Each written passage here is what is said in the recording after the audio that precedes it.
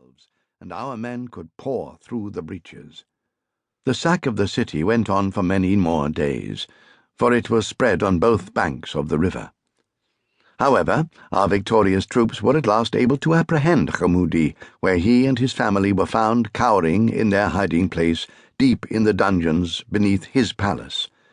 It was most fortuitous that they were sitting on a vast treasure of silver and gold bars, as well as innumerable large chests of jewellery that had taken him and his predecessors almost a century to collect from the enslaved Egyptian populace.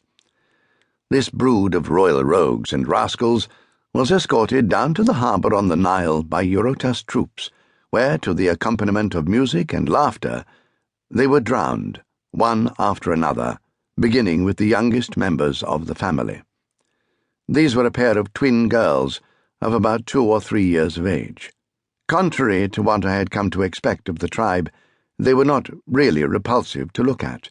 In fact, they were pretty little mites. Their father, Hamoudi, wept as they were plunged into the Nile and held beneath the surface of the river. I was not prepared for that either. Somehow, I had come to believe that, like all the brute animals, the Hyksos were incapable of loving and grieving. The dreaded Hamoudi himself was reserved for last on the execution roster. When his turn came, he was accorded a more elaborate departure from this world than the others of his family.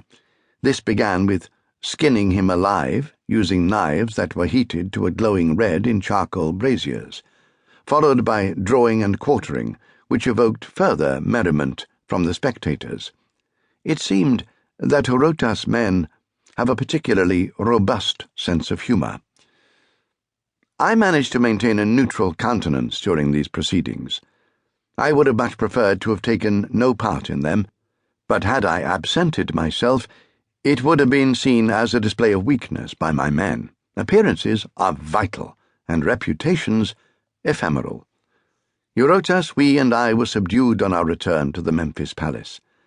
However, we soon became our usual cheerful and lively selves when we began counting and cataloguing the contents of the cellars beneath the palace of Hamoudi. I find it truly remarkable how, when all else in life has lost its flavour, gold alone retains its full fascination and appeal.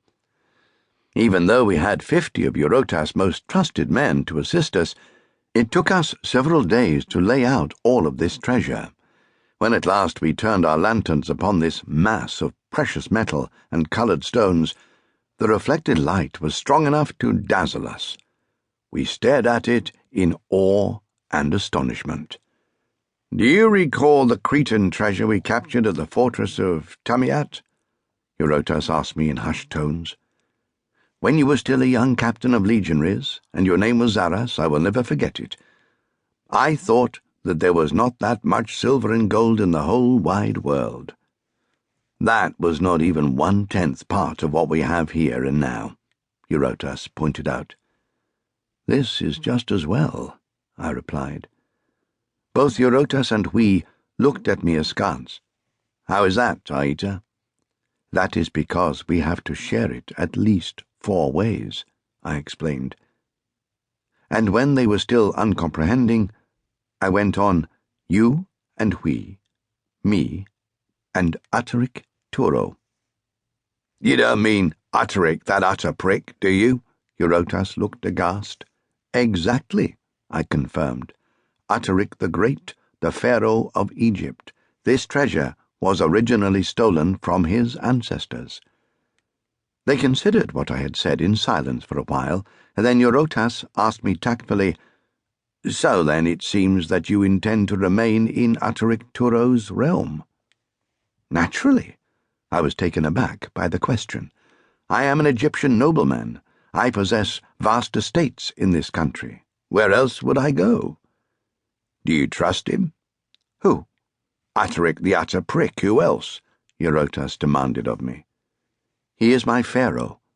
Of course I trust him." "Where was your pharaoh at the Battle of Luxor?" Eurotas added remorselessly. "Where was he when we stormed these battlements of Memphis?" Poor Atarik is not a warrior. He is a gentle